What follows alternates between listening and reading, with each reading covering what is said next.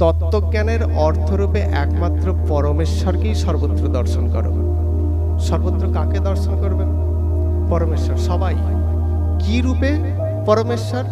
এখানে বলছে তত্ত্বার্থ নাকি তত্ত্বজ্ঞানার্থ দর্শনম। তত্ত্বে সবাই এক, তিনিও যা আমিও তাই।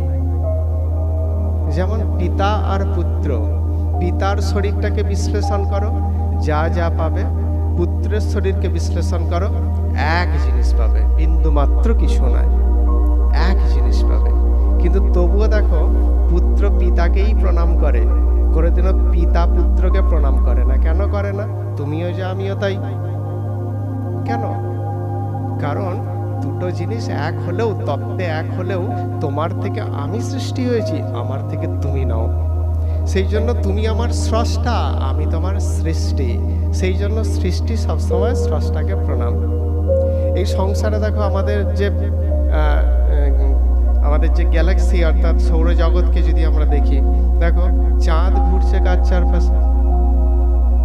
পৃথিবীর চারপাশে। কেন পৃথিবী চাঁদের পাশে ঘুরলে হয় না? চাঁদ যদি দাবি করে যে এতদিন তো আমি তোমার চারপাশে ঘুরলাম, এবার তুমি আমার চারপাশে ঘুরো, সেটা কি সম্ভব হবে? হবে না। ক্ষুদ্র বৃহৎকে আশ্রয় করে থাকবে। ক্ষুদ্র সবসময় বৃহৎকে পরিক্রমা করছে। আবার পৃথিবী ক্ষুদ্র কার তুলনায়? সূর্যের তুলনায়। সেই জন্য সে কার চারপাশে ঘুরছে? অর্থাৎ ঘোরা মানে আমরা যে প্রদক্ষিণ করি না মন্দির, তার মানে কি?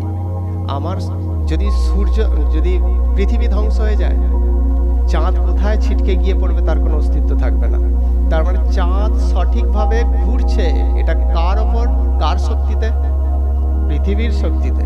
পৃথিবী সহ চাঁদ ঘুরছে সূর্যের চারপাশে। যদি সূর্য ধ্বংস হয়ে যায়, পৃথিবী সহ চাঁদের কোনো অস্তিত্বই থাকবে না। তাহলে তার অস্তিত্ব বজায় আছে কার জন্য?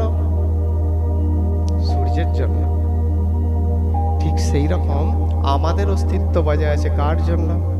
সেই পরমেশ্বর ভগবানের জন্য অস্তিত্ব বজায় আছে। তাই তাকে পরিক্রমা করো, মানে প্রভুকে বলো যে আমার সমস্ত দায়ভার তুমি গ্রহণ করো। যেমন পৃথিবীর শক্তিতে চাঁদ ঘুরছে তার চারপাশে, তেমন আমরাও ঘুরছি তারই শক্তিতে, আমরাও পরিচালিত হচ্ছি তারই শক্তিতে। বলম বলা বতামস্মি, তাই না? আমি বলবানের বল, সেই হিসাবে।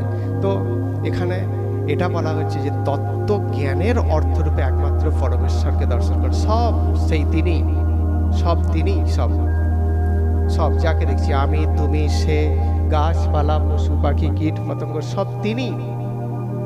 তত্ত্বে এক, কিন্তু ঐশ্বর্য, শক্তি আর সামর্থ্যে এক নয়।